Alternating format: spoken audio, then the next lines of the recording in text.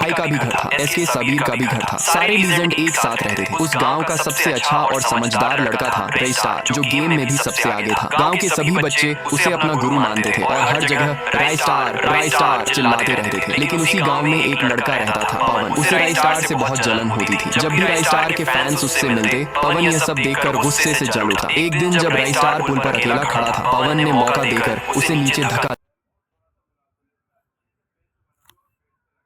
ज्वालामुखी, जिसके अंदर से लाखों करोड़ों किलो सोना निकलता था। दिन हो या रात, उसके मुंह से आग के साथ चमकता हुआ सोना बाहर गिरता रहता और पूरा गांव सोने से ढक चुका था। लोग हंसते हुए सोने को झोलियों में भरते, बच्चे सोने के टुकड़ों से खेलते और संपत्ति नगर के लोग धीरे धीरे मुकेश अंबानी से भी ज्यादा अमीर होते जा रहे थे। लेकिन जहाँ सोना होता है, वहाँ उस पर बुरी नजर भी होती है। एक सुबह जब हमेशा की तरह ज्वालामुखी से सोना निकल रहा था और गाँव वाले खुशी मना रहे थे, तभी कुछ काली गाड़ियां धीरे धीरे गाँव में घुस आईं। उनमें से कुछ खतरनाक गुंडे उतरे। उन्होंने बिना आवाज किए सारा सोना लूटना शुरू कर दिया और देखते ही देखते ज्वालामुखी को भी अपने कब्जे में ले लिया। तभी वहां पहुंचे गांव के सरपंच शिवाजी। उनकी आंखों में आग थी। उन्होंने एक गुंडे को पकड़कर इतना मारा कि उसकी वहीं मृत्यु हो गई। लेकिन तभी उन गुंडों का सरदार अपनी गाड़ी तेज रफ्तार में लेकर आया और सीधे शिवाजी को कुचल दिया। शिवाजी जमीन पर गिर पड़े। गुंडे ज्वालामुखी को लेकर भाग गए और उस दिन संपत्ति नगर का सोना, उसकी ताकत, उसकी रोशनी सब चला गया। धीरे धीरे गांव फिर से गरीब होने लगा। लोग जोर जोर से रोने लगे। घरों में अंधेरा छा गया। तभी भीड़ में से एक छोटा सा लड़का आगे आया। राइस्टार, शिवाजी का बेटा। पापा, ये सब किसने किया? लोग क्यों रो रहे हैं? शिवाजी ने टूटी सांसों में कहा, बेटा, तुम्हें वह ज्वालामुखी वापस लाना होगा, वरना वह आत्मा हमारे गांव को तबाह कर देगी। ये कहकर शिवाजी ने अपनी आखिरी सांस ली। उस शाम पूरा गांव उनके अंतिम संस्कार में शामिल हुआ। राइस्टार ने अपने पिता को आखिरी बार देखा और एक सवाल उसके दिल में रह गया, अग्नि राक्षस कौन है? उस रात गांव में गहरा सन्नाटा था। तभी अचानक गांव के बीच तेज लाल रोशनी चमकी। जमीन हिलने लगी, हवा गर्म हो गई और वहां प्रकट हुआ अग्नि राक्षस। उसका चेहरा आग से जल रहा था, आंखें अंगारों की तरह चमक रही थी। वह गुस्से में घर घर जाकर सिर्फ एक सवाल पूछ रहा था, मेरा सोना वापस करो। जो जवाब नहीं देता, वह अपने मुंह से आग निकालकर उसे जला देता। उसकी हंसी रात को चीर रही थी। सुबह तक संपत्ति नगर श्मशान घाट बन चुका था। राइस्टार का दिल कांप रहा था। वह समझ नहीं पा रहा था अग्नि राक्षस का ज्वालामुखी से क्या रिश्ता है। तभी गांव में आए एक 100 साल पुराने बाबा। राइस्टार ने उनसे सब कुछ पूछा। बाबा ने गहरी सांस ली और कहानी शुरू की। बहुत साल पहले ये गांव बहुत गरीब था। लोग भूख से मर रहे थे। तब शिवाजी ने मुझे बुलाया। मैंने एक कठिन पूजा की और मंत्रों से अग्नि राक्षस को बुलाया। अग्नि राक्षस ने दया दिखाई और एक मंत्र बोला। तभी यह ज्वालामुखी प्रकट हुआ, जिससे सोना निकलने लगा। लेकिन जाते जाते उसने चेतावनी दी थी, इस ज्वालामुखी को संभाल कर रखना, वरना विनाश होगा। राइस्टार सब समझ गया, ज्वालामुखी वापस लाना ही होगा। उस रात राइस्टार चुपके से उस जगह पहुंचा जहां कड़ी सुरक्षा में ज्वालामुखी रखा था। चारों तरफ हथियार बंद गुंडे थे। राइस्टार सामने आया और बोला, साइड हो जाओ, ये हमारे गांव का है। गुंडों ने हमला कर दिया, लेकिन राइस्टार के अंदर अब सिर्फ दर्द नहीं, आग थी। उसने एक एक करके सबको हरा दिया। आखिर में उसने ज्वालामुखी को उठाया और गांव वापस ले आया। जैसे ही ज्वालामुखी अपनी जगह रखा गया, आसमान साफ हो गया, हवा ठंडी हो गई। अग्नि राक्षस की आवाज आई, तुमने अपना फर्ज निभाया, और वह हमेशा के लिए गायब हो गया। संपत्ति नगर फिर से सोने से चमकने लगा। लोग खुश थे, बच्चे हंस रहे थे। लेकिन राइस्टार जानता था, दौलत से ज्यादा जरूरी है जिम्मेदारी। और उस दिन से संपत्ति नगर सिर्फ अमीर ही नहीं, समझदार भी बन गया।